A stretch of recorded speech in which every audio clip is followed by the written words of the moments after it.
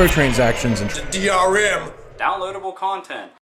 What's up, gamers? Welcome to Gamer Rant. So, apparently Fortnite has the same effect as cocaine on kids. Brains, lawsuit says. Does the popular video game Fortnite have the same effect on children's brains as cocaine? No, that'd be stupid. Reason why is because you're going to tell me that this one video game would have the same effect? I mean, number one, you'd have to study whether or not any game has that effect. And even if it does have that effect, it's ultimately irrelevant because there's studies that show that sugar has the same response as cocaine on the brain. And, you know, I don't really know why people made that study almost as if they're like, sugar is bad, we need to ban sugar. But, I don't know. If you've ever seen anyone on cocaine, the how they act is completely different.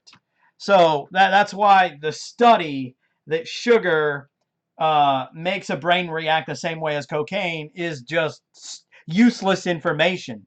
Because unless they're acting the same way, unless it gives the exact same effects as cocaine, then at the end of the day, it's like, who really cares? And when it comes to this, I just find it kind of ironic because they're talking about the firm is asking a court in Monorail to make the lawsuit a class action. The parents claim North Carolina-based Epic Games preyed on their two Fortnite-addicted kids, 10 and 15. Get the fuck out of here.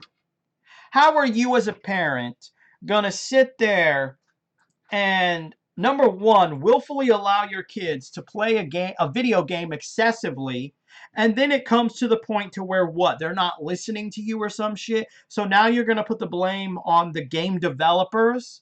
You know, this has nothing to do with these children's addiction if they are addicted to this game. And it has everything to do with a parent using their children in order to gain financial gain.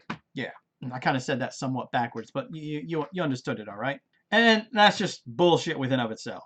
I mean, this is no different to me. This is on the same level as those people that, like, you know, when a mass shooting happens and then we have parents that decide they're going to sue video game developers and publishers as if they were to blame.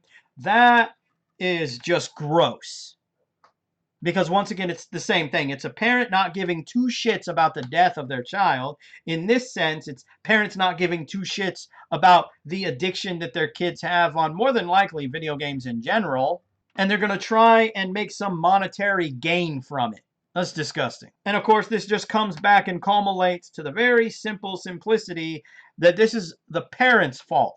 I mean, you're the one that apparently couldn't have been a parent and limited the amount that they played the game. And something inherently tells me that more than likely, if they played it so much, they didn't give two shits. So they probably use it as a babysitter. Oh, they're playing the game. I don't have to worry about them. So this all seems more like bad parenting. And I hope that they get laughed out of the courthouse. Because that's exactly what this is. This is bad parenting at its finest. It has nothing to do with whether or not a video game is addictive. Because guess what? I don't know if anyone's figured this out. Video games can be addictive. So can alcohol. So can food. But I don't see anyone standing in line for class action lawsuits against Kellogg's and, let's see, Malto-Meal. And let's see, I'm having brain farts to big food brands. I don't see anyone doing class action lawsuits about that kind of bullshit. Food is addictive. Movies are addictive. Comic books are addictive. Collecting is addictive. So now we have to sue video games because they keep collecting collector's editions or making collector's editions. And I can't afford it. I'm addicted to it. So I'm going to have to sue them. That's literally how stupid this whole thing sounds. Anyway, a link to the article is in the description box below if you want to read more on it. It's bullshit.